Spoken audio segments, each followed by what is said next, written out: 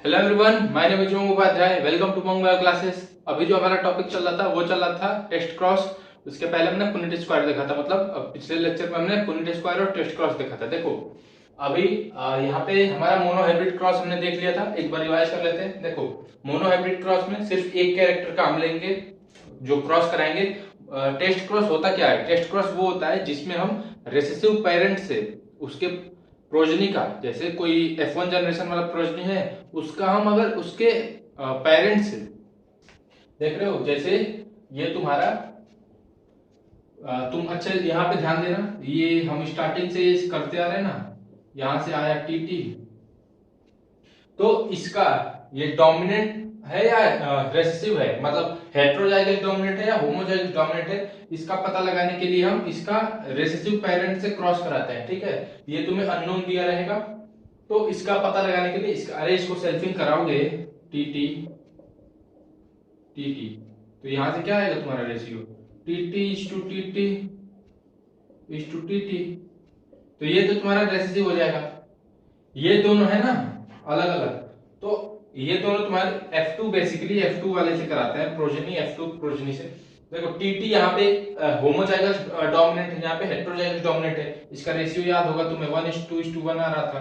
तो देखो इन इसका ये जो है ना, ये दोनों इन दोनों का वो होमोजाइगस है हेटेरोजाइगस है, जीनोटाइप पता लगाने के लिए इस प्रोजेनी का हम उसके पेरेंट के रेसेसिव के साथ, पेरेंट के रेसेसिव के साथ किसी भी ऑर्गेनिज्म के F2 जनरेशन के प्रोजनी में उसके डोमिनेंट का जीनोटाइप पता लगाने के लिए कि वो होमोजाइगस डोमिनेंट है या हेटेरोजाइगस डोमिनेंट है, उसका क्रॉस कराते हैं उसके पेरेंट के रेसेसिव से।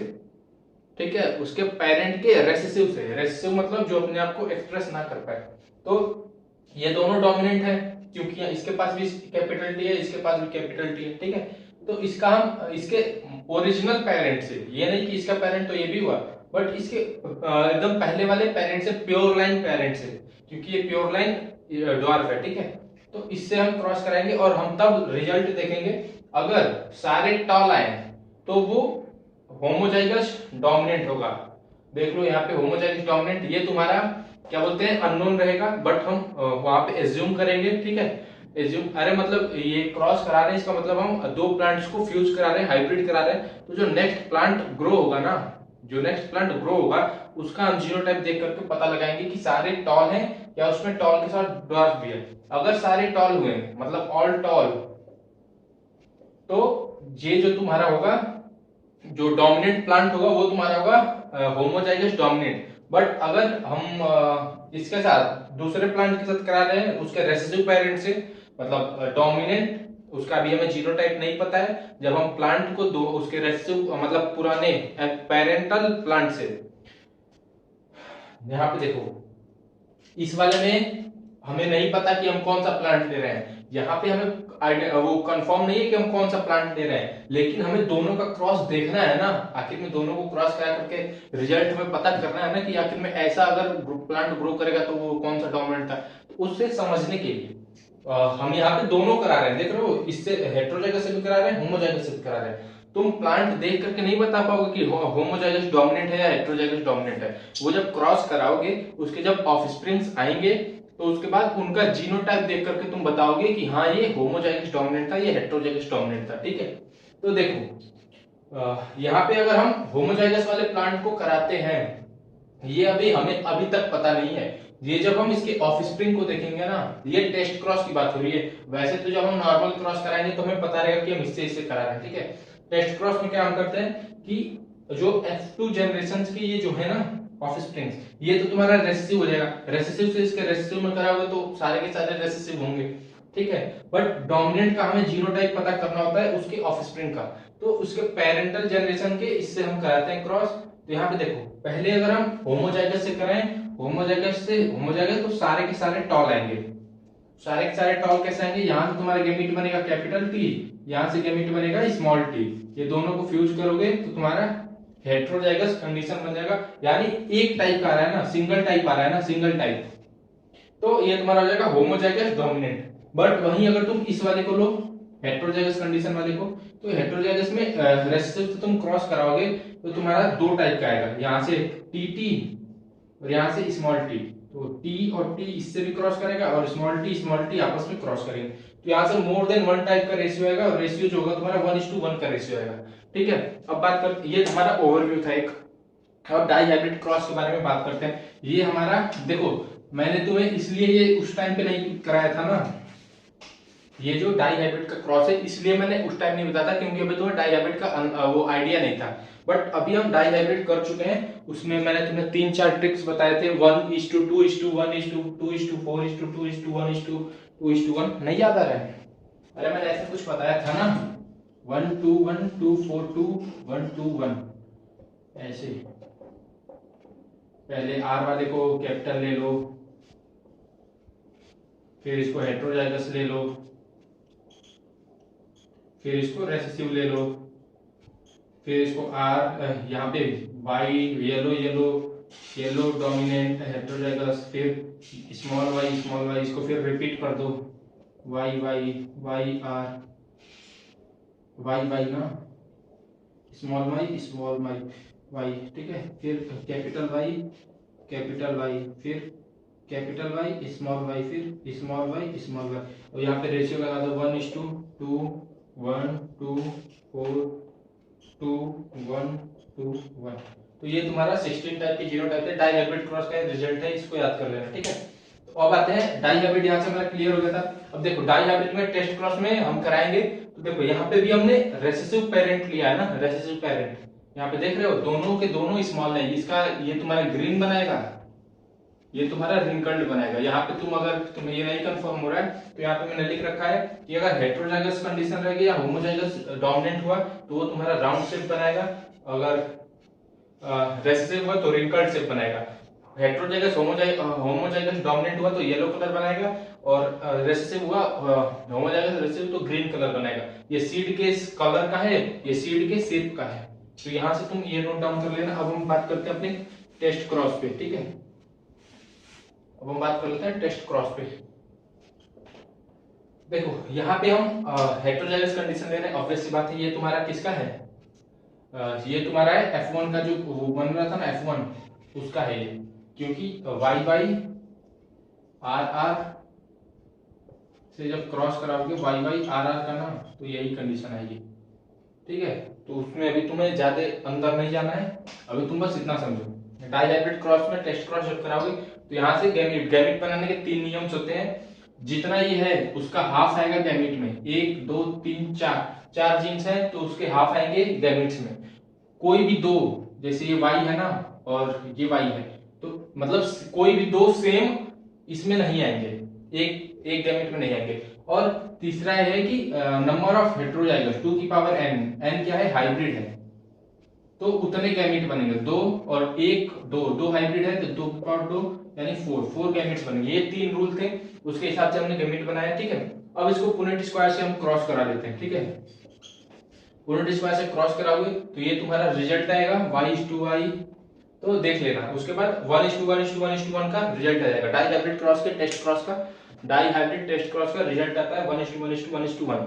मोनो हाइब्रिड के हेटेरोजाइगस कंडीशन का आता है 1:1। मोनो हाइब्रिड के तुम्हारा क्या बोलते हैं, होमोजाइगस का कंडीशन आता है ऑल टॉल। ठीक है, तो अभी इसके बाद हम बात करते हैं लिंकेज एंड रिकॉम्बिनेशन का, वो मैं लैपटॉप पे बता रहा हूँ, तो मिलता है फिर। तो अब तक हमने मोनो हाइब्रिड टेस्ट क्रॉस और डाई हाइब्रिड टेस्ट क्रॉस देख लिया। मोनो हाइब्रिड टेस्ट क्रॉस जो था वो क्या बोलते हैं, उसमें हमने 2 केसेस देखे, होमोजाइगस डोमिनेंट के और हेटेरोजाइगस डोमिनेंट के। ऐसे ही सेम तुम्हारा मेंडल के जो शुरू के 2 लॉ थे, फर्स्ट लॉ और सेकंड लॉ, वो भी तुम्हारा मोनो हाइब्रिड क्रॉस पे ही बेस्ड था।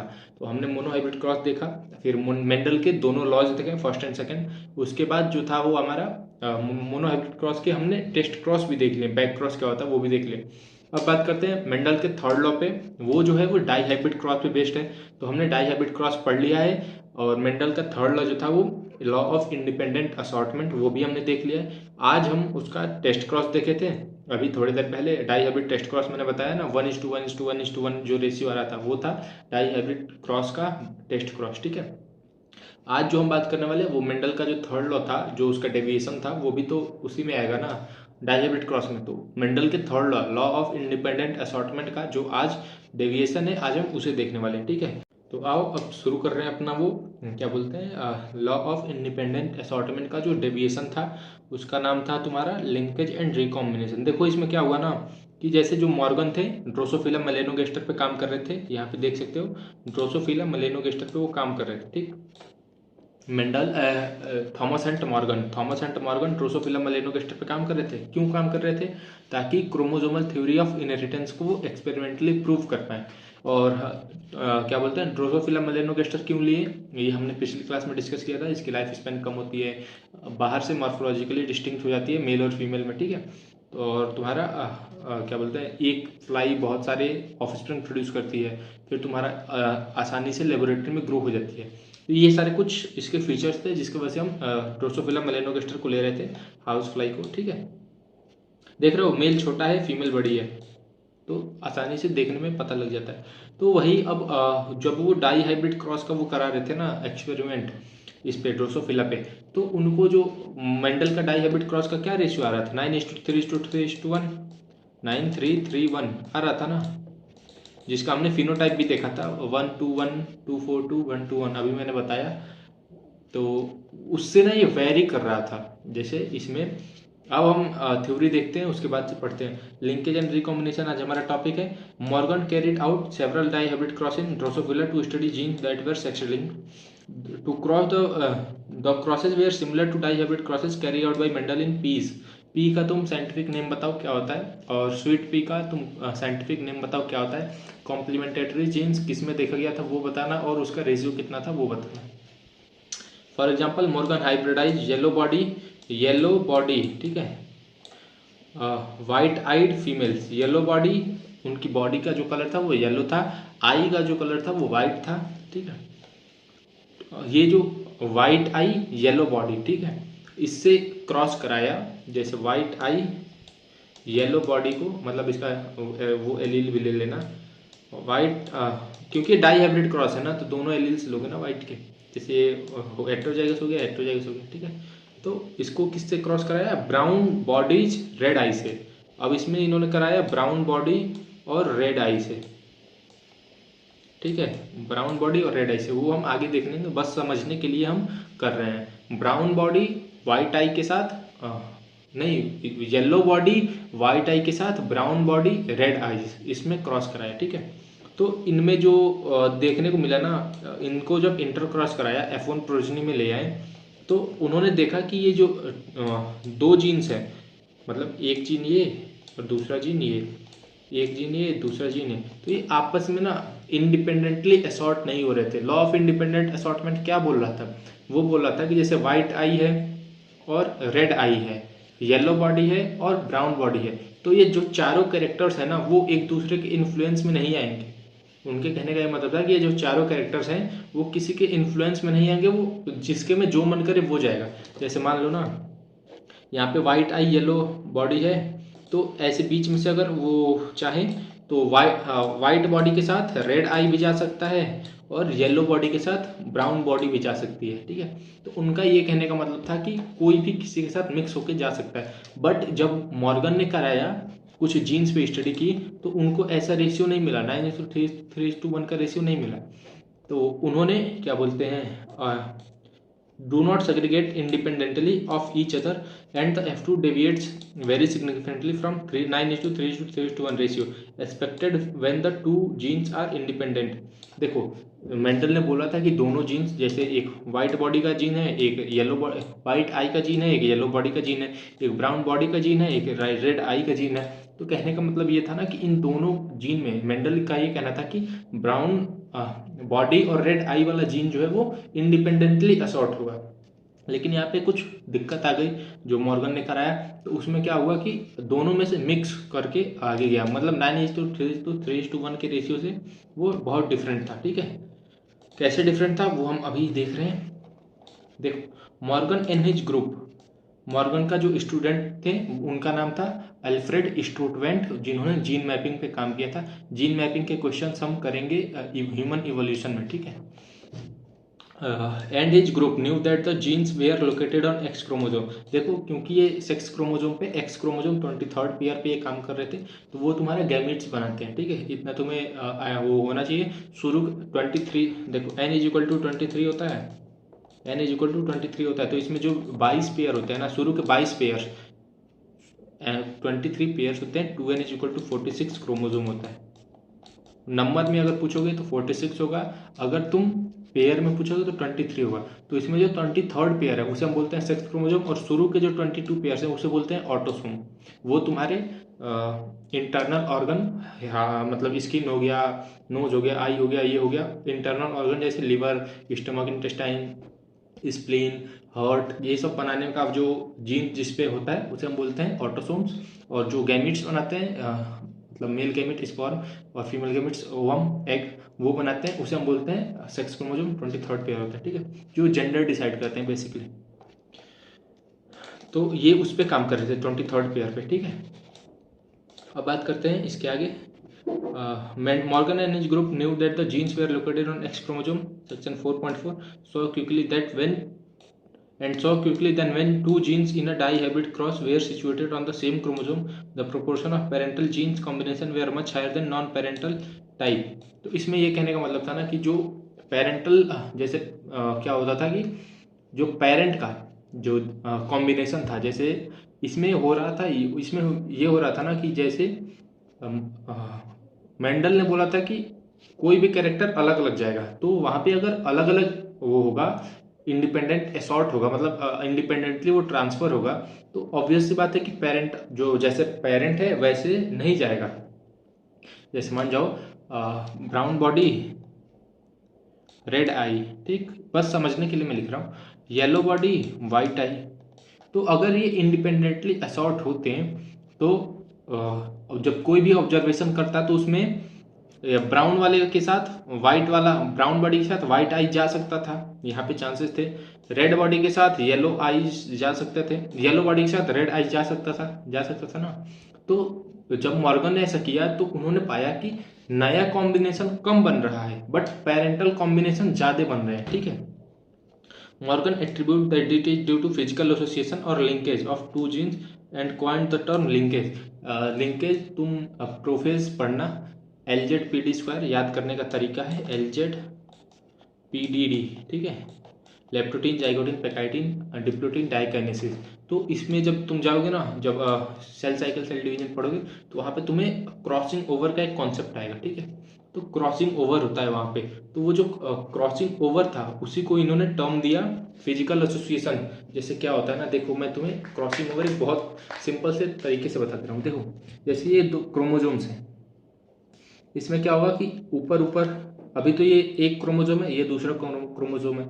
मेंडल का ये कहना था कि अगर ये दोनों जा रहे हैं तो ये अपने इंडिपेंडेंटली जाएगा, ये दूसरे में इंडिपेंडेंटली जाएगा।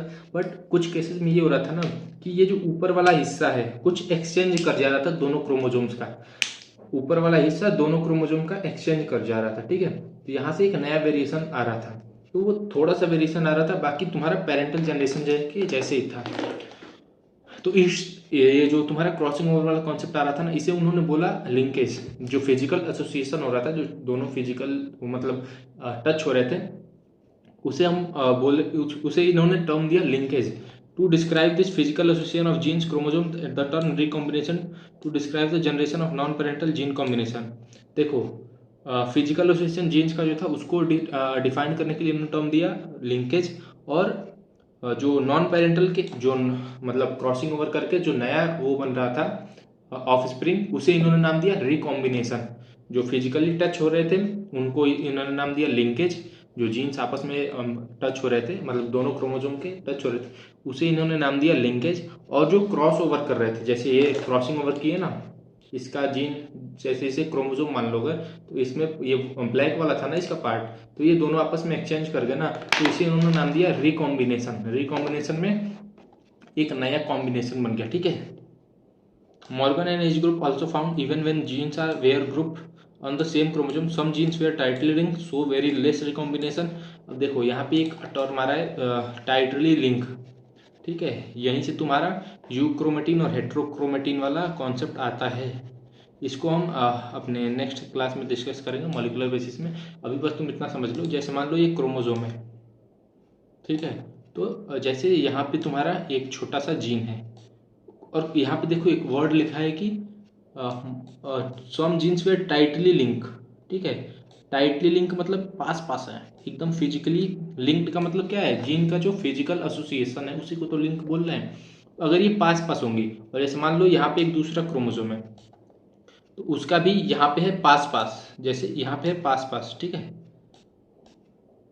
अब मान लो कि यहाँ से ये वाला जो पार्ट है, यहाँ से यहाँ, अगर इन दोनों का एक्सचेंज हो जाए, समझ रहे हो बात को, इसका ये वाला ऊपर वाला पार्ट इसमें आ जाए, इसका ऊपर वाला पार्ट इसमें आ जाए, ठीक है। तो ये दोनों जीन्स आपस में अलग तो नहीं होंगे ना, ये दोनों जीन साथ साथ जाएंगे। बट वही अगर एक जीन यहाँ पे रहे, एक जीन यहाँ पे रहे, एक जीन यहाँ पे रहे, एक जीन यहाँ पे रहे, और जो क्रॉसिंग ओवर हो वो यहाँ से हो जाए, तो दोनों जीन्स आपस में अलग अलग हो जाएंगे ना। तो ये तो दोनों जीन्स है ना, ये वाले, ये आपस में कम रिकॉम्बिनेशन शो कर रहे थे। कम रिकॉम्बिनेशन मतलब जाएंगे तो दोनों साथ ही जाएंगे ना, अलग से तो जाएंगे नहीं। तो वही यहाँ पे लिख रखा है कि टाइटली लिंक जो थे वो वेरी लो रिकॉम्बिनेशन शो कर रहे थे, मतलब पास पास हैं, तो जहां जाएंगे वो दोनों जाएंगे। जैसे मान लो ये है पूरे इस पे क्रोमोसोम पे मान लो 10 जीन्स है, 1 2 3, 3 इस ब्लैक वाले में है और 7 इसमें है, वैसे ही 3 इसमें है 7 इसमें है, ठीक है। तो जैसे मान लो अगर ये नॉर्मल होता, ये जैसे मान लो ये नॉर्मल है, ठीक है, तो क्या होगा कि ये जो ऊपर के 3 जीन्स हैं वो टाइटली लिंक है, मतलब पास पास है, लिंक का मतलब पास पास फिजिकली मतलब एक पास है, ठीक है। इसमें भी पास पास 3 जीन्स है। तो क्या करता है कि अगर बाई चांस क्रॉसिंग ओवर हो रहा है, तो देखो यहाँ के इसके तीनों जीन्स सपोज की हो, तो इसके तीनों जीन्स तुम्हारे एक साथ आए, इसके सातों जीन्स यहीं पे रह गए, फिर इसके तीनों जीन्स एक साथ आए। तो ये जो ऊपर के तीनों जीन्स हैं, 3 जीन्स, वो न्यू कॉम्बिनेशन नहीं बनाएंगे, उसी को इन्होंने बोला है कि वेरी लो रिकॉम्बिनेशन, ठीक है। Cross a while the other were loosely link, जैसे मान लो एक यहाँ पे है एक यहाँ पे है, तो ये जो तुम्हारा हो जाएगा वो लूजरी लिंक हो जाएगा, ठीक है। ये हाई रिकॉम्बिनेशन शो करेगा, so higher recombination, figure 4.11 cross B, ठीक है। For example he found the genes white अलो वाइट एंड येलो बॉडीज, देखो वाइट, यहाँ पे देखो वो आ गया था एक नोटिफिकेशन, तो उसके लिए छोड़ो। यहाँ पे देखो for example he found that the genes white and yellow were very tightly link, जो वाइट वाला जीन था, वाइट आई और येलो बॉडीज वाला जो जीन था वो बहुत टाइटली लिंक था, मतलब पास पास था, ठीक है। तो जो पास पास था वो लेस रिकॉम्बिनेशन शो करेगा, मतलब उसमें वेरिएशंस कम आएंगी। एंड सो ओनली 1.3% रिकॉम्बिनेशन, ठीक है। तो वाइट आई और येलो बॉडी वाला सिर्फ 1.3% रिकॉम्बिनेशन शो कर रहा था, बाकी 98.7% वो पेरेंटल के जैसे ही था। क्योंकि वहां पे देखो ना, अगर ये है तो सिर्फ 1.3%, बहुत ऐसा 100 में एक 1.3 बार ही ऐसा, 1000 टाइम में क्या बोलते हैं 13 टाइम्स। अगर तुम ऐसे लो, देखो 100 बार में कितना आ रहा था, अगर 100 तुम क्रॉस कराओ तो 1.3% आ रहा था। तो अगर 1000 लो 10 टाइम्स क्रॉस कराओ तो 13 टाइम ही, सिर्फ 1000 टाइम में 13 टाइम ही सिर्फ जो तुम्हारा था वो इन दोनों में वाइट, इन दोनों में क्रॉसिंग ओवर होता, मतलब 13 बार ही यहाँ से क्रॉसिंग ओवर होता। इसके कहने का ये मतलब है, तो मैं इजीली समझाने के लिए मैं बता रहा हूँ, ठीक है। While white and miniature wings, ये जो था वो white and yellow were tightly link, so 1.3% recombination, while white and miniature wings, अब विंग्स यानी पंखों पे काम कर रहे थे, ठीक है। सो 37.2% रिकॉम्बिनेशन, जरूर ये व्हाइट मतलब white and miniature, white colour था, मिनिएचर मतलब छोटा विंग था, व्हाइट कलर है, मिनिएचर मतलब छोटा, ठीक है। तो इनमें जो था वो हाई रिकॉम्बिनेशन यानी 37.2% का रिकॉम्बिनेशन आ रहा था। तो यहाँ पे ऑब्वियस सी बात है, देखने से ही पता लग रहा है कि दोनों दूर होंगे। His student Alfred Sturtevant use frequency recombination, देखो यहाँ पे उनका नाम आया ना, अल्फ्रेड स्टूटवेंट, स्टूटवेंट, जो तुम्हें प्रोनाउन, देखो तुम्हें नीट देना है, ठीक है। तुम्हें जो समझ आना चाहिए, जैसे तुम याद कर लो, कोई रूल नहीं है। मैं भी जब कोचिंग में जाता था तो बहुत सारे बच्चे एनाटॉमी ऐसे बोलते थे, मैं एनाटॉमी बोलता था। ऑब्वियस बात है, जैसे तुम्हें याद हो वो मतलब बेस्ट तरीका होता है, ठीक है। चाहे तुम अपने लोकल लैंग्वेज में याद करो या फिर मॉडर्न लैंग्वेज में याद करो, बस तुम्हें याद होना चाहिए, ठीक है। तो देखो 1.3% जो था वो किस में था, व्हाइट और येलो वाले में, बट व्हाइट और मिनिएचर विंग वाले में 37.2% का रिकॉम्बिनेशन आ रहा था। हिज स्टूडेंट अल्फ्रेड स्टूटवेंट, ठीक है, अल्फ्रेड स्टूटवेंट जो थे वो जीन फ्रीक्वेंसी पे काम किए, frequency of recombination between gene pair of the same chromosome as measure the distance between genes and map their position on chromosome to the gene maps are extensively used as starting point of sequence for the whole genome was done in the case of human genome sequencing project described later। यहाँ पे लिखा है ना describe letter, तो ये describe letter कहीं और नहीं है, ये डिस्क्राइब लेटर है तुम्हारा ह्यूमन इवोल्यूशन में हम पढ़ेंगे अच्छे से, तो उसके लिए परेशान मत होना, ठीक है। अभी देखो इसके कहने का क्या मतलब था। जीन मैपिंग वो होता है ना कि जैसे मान लो कि ये एक क्रोमोसोम है, इस पे जीन्स कहाँ कहाँ प्रेजेंट हैं, इस पे जीन्स कहाँ कहाँ प्रेजेंट है, जैसे मान लो पहला जीन यहाँ पे, दूसरा जीन यहाँ पे, तीसरा जीन यहाँ पे, चौथा जीन यहाँ पे, पांचवा जीन यहाँ पे, तो वो एक मॉर्गन यूनिट होता है, मतलब एक यूनिट होता है। इतना याद रख लो, जैसे किलोमीटर होता है ना, 1000 मीटर को 1 किलोमीटर बोलते हैं, एक यूनिट है ना।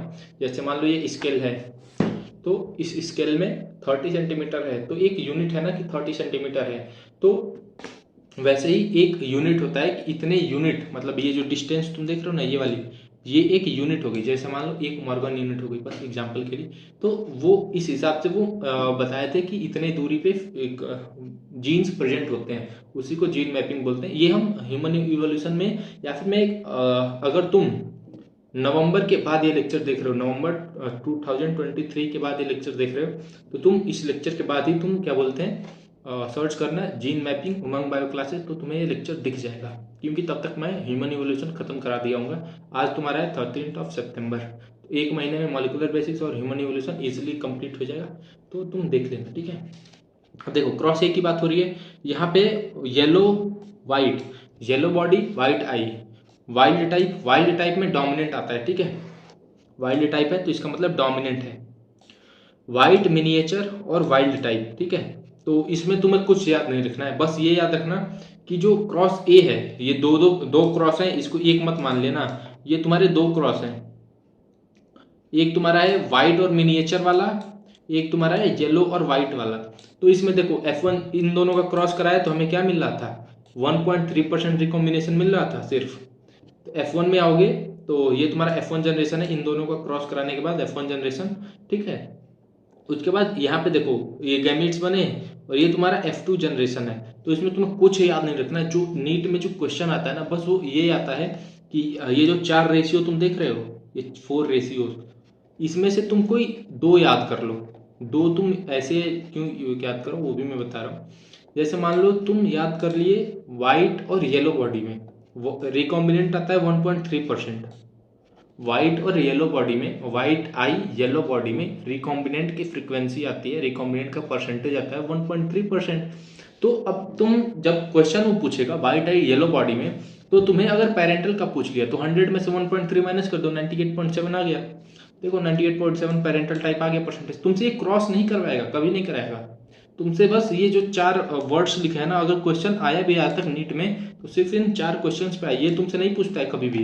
ये जो देख रहे हो ना, ये तुमसे कभी नहीं पूछेगा, बस ये पूछेगा यहाँ पे व्हाइट और मिनिएचर देख रहे हो, व्हाइट और मिनिएचर को, ये देखो व्हाइट और मिनिएचर देख रहे हो, तुम्हारे लिए मैंने बड़ा कर दिया, देखो व्हाइट और मिनिएचर देख रहे हो, सिर्फ इसी पे क्वेश्चन आएगा, व्हाइट और मिनिएचर का तुम्हारा F2 जनरेशन का परसेंटेज पूछेगा। ये याद रखना कि ये जो तुम रेशियो लिखोगे वो तुम्हारा F2 जनरेशन का होगा, ठीक है। तो रिकॉम्बिनेंट आएगा व्हाइट और मिनिएचर में 32.7, इसमें से तुम कोई भी एक दो याद रख लेना, इन दोनों में से कोई एक, इन दोनों में से कोई एक और इन दोनों में से कोई एक, ठीक है। और ये याद रखना कि व्हाइट और मिनिएचर में कितना है, मैं तो बोलूंगा रिकॉम्बिनेंट याद रखो, पेरेंटल छोड़ दो, रिकॉम्बिनेंट बस याद रखो। रिकॉम्बिनेंट व्हाइट और येलो बॉडी में 1.3% आता है, व्हाइट और मिनिएचर विंग्स में 32.7% आता है, ठीक है। तो यहाँ पे हमारा ये वाला टॉपिक कंप्लीट होता है। इसके बाद हमने पॉलीजेनिक इनहेरिटेंस हमने मोनोहाइब्रिड क्रॉस के टाइम पे ही पढ़ लिया था, ठीक है। पॉलीजेनिक इनहेरिटेंस हमने मोनोहाइब्रिड क्रॉस के टाइम पे ही पढ़ लिया था। उसके बाद प्लियोट्रॉपी भी हमने पढ़ लिया था। प्लियोट्रॉपी में क्या था तुम्हारा, वो था phenylketonuria and starch grain synthesis. Sex determination हमने कर लिया है, वो मैंने बताया था ना trick, HDG best friend forever, butterfly moth, वो तुम्हारा हो गया था। उसके बाद हमने हनी बी का देखा था।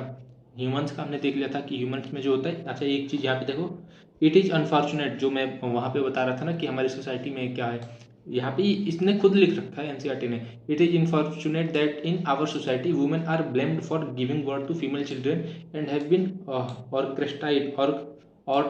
orchestrated and ill treated because of false notion।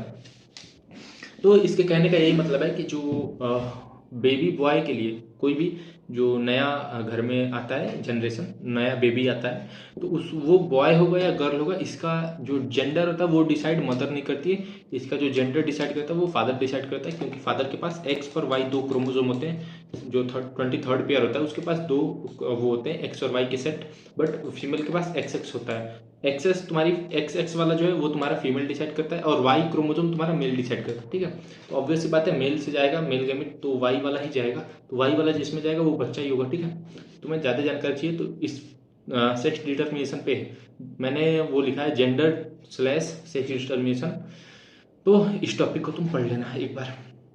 Mutation हमने देख लिया था, 3 म्यूटेशन थे, फ्रेम शिफ्ट था, पॉइंट म्यूटेशन था, और एक तुम्हारा एक और म्यूटेशन था, कौन सा उसका नाम है, रुको, देयरफॉर लॉस और गेस अल्टरनेशन वाला था, अल्टरनेशन इन क्रोमोसोम।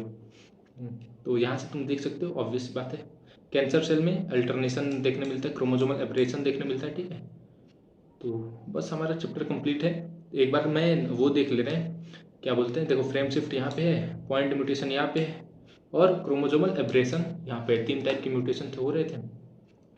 उसके बाद जेनेटिक पेडिग्री हमने कर लिया, पेडिग्री के हमने बस साइन किए हैं। और ये जो मैंने यहाँ पे एक क्वेश्चन है, देखो मैं बोल रहा था ना, मस्कुलर माइटोनिक डिस्ट्रॉफी है यार। हाँ, जो डोमिनेंट था ना, मैंने बताया था कि सिर्फ एक ही है जो डोमिनेंट है, तो वो तुम्हारा है माइटोनिक डिस्ट्रॉफी, बाकी सारे रेसेसिव हैं। वो अलग हो सकते हैं, जैसे क्या बोलते हैं, सेक्स लिंक हो सकते हैं या ऑटोसोमल रेसेसिव हो सकते हैं। ठीक है, तो ये तुम्हें याद रखना है कि ऑटोसोमल जो सिकल सेल एनीमिया है वो तुम्हारा ऑटोसोमल रेसेसिव है। ठीक है, और जो माइटोनिक डिस्ट्रॉफी है वो तुम्हारा ऑटोसोमल डोमिनेंट है। तो इस पे बस क्वेश्चन आते हैं। यहाँ पे एक चीज़ हमसे छोटी थी कलर ब्लाइंडनेस में, कि कलर ब्लाइंडनेस जो होता है 8% ऑफ मेल्स में होता है और 0.4% होता है फीमेल्स में। बाकी हमने सब कर लिया है।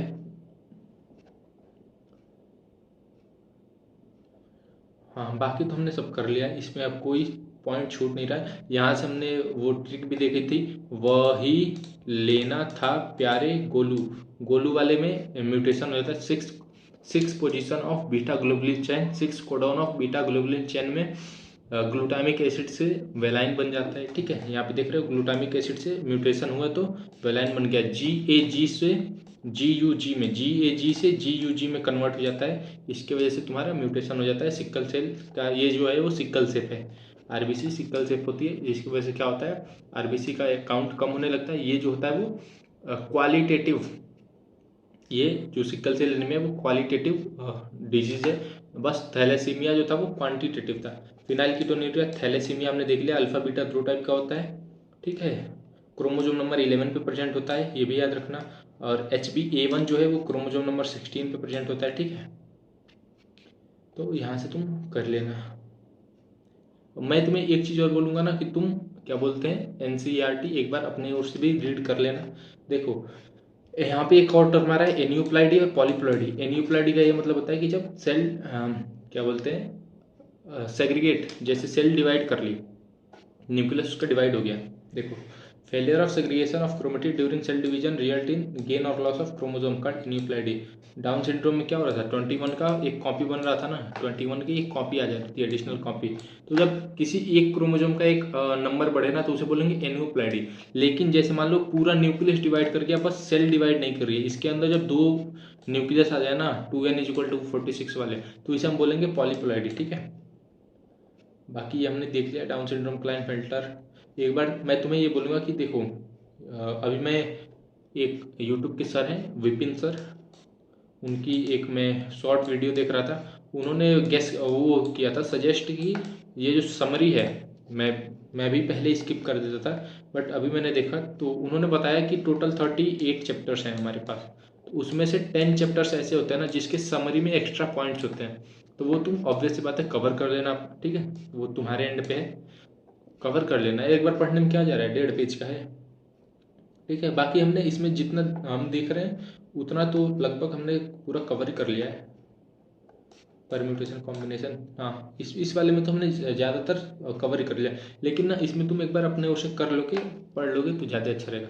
चलो फिर अब ज़्यादा टाइम वेस्ट नहीं करते, मिलते हैं फिर नेक्स्ट क्लास में, तब तक के लिए टेक केयर, सी यू।